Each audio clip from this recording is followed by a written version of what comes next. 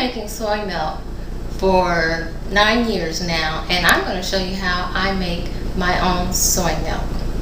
First, to make soy milk, you need a soy milk machine. I've had this one since 2000. I've got some little war rooms here. The little handle, I've got tape holding it together. This is a good model, but since I purchased it, there is definitely a better model out there. This one does everything that I needed to do, but if I had the opportunity, I would definitely buy the newest model. But when you have a soy milk machine, what you are to expect is you have the bucket, and then you have your heating element and your filter. This is where you put your beans and your grains if you want to use those items to make your soy milk. Now, my version of soy milk that I've been using for years calls for soybeans and oatmeal. This recipe really gives me the texture, the creaminess, and the flavor that I need. To start this recipe, you need to start off with a 1/3 cup of soybeans. Now, soybeans are very inexpensive. You pay 99 cents to like $1.39 a pound of soybeans, depending on what Whole Foods store that you go to. Now, you soak these overnight, and the end results are this. Overnight soaking, don't go over 24 hours, and if you do, put it in the refrigerator. And how I start this, you take the heating element out, you put in the pre-measured water,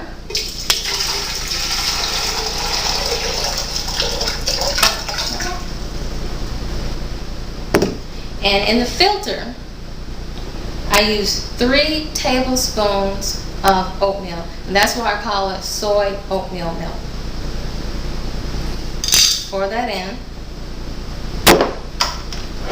put it on the filter, and put it back on the bucket.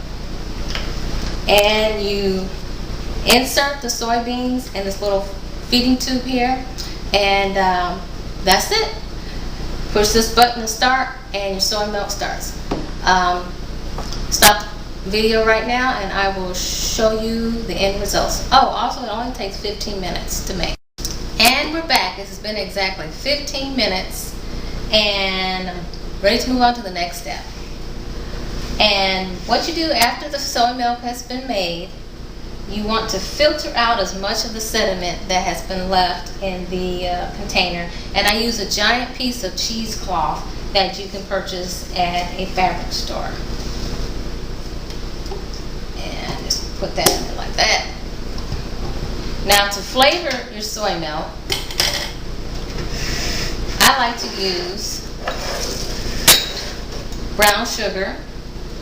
That's 2 tablespoons of brown sugar and an 1/8 teaspoon of salt. That was just in the ingredients, so I just put it in there. And you blend it just a little bit to mix the sugar and the salt.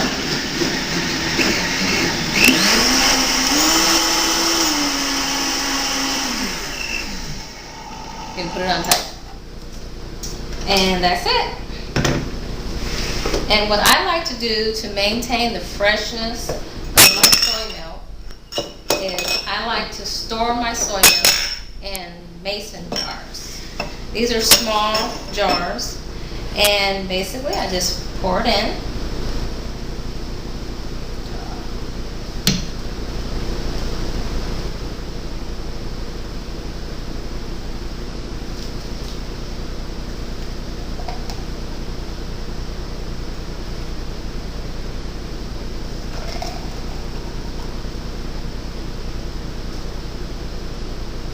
Just keep going back and forth until I fill it all the way up. If you use the mixer, don't put it on high because it makes it really foamy. Then you can't get everything in. And then I just put lids, not tight, but I just put the lids on and let it cool to room temperature, and then I store it in the refrigerator.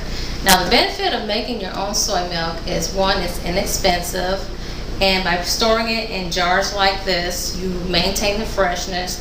You know how old it is, and you know what is in it. And I save a lot of money doing it this way. Now, the store-bought is fortified with all these other ingredients that's in it. But if you have a balanced diet, you don't have to worry about all those additives that are in store-bought, but they're not in your homemade. But by far, I'm satisfied with making my own soy milk, and just 1/3 cup of soybeans soaked and 3 tablespoons of oatmeal with 2 tablespoons of brown sugar and an 1/8 teaspoon of salt just to flavor it. And you can play around with the recipe any way you want, and I love it.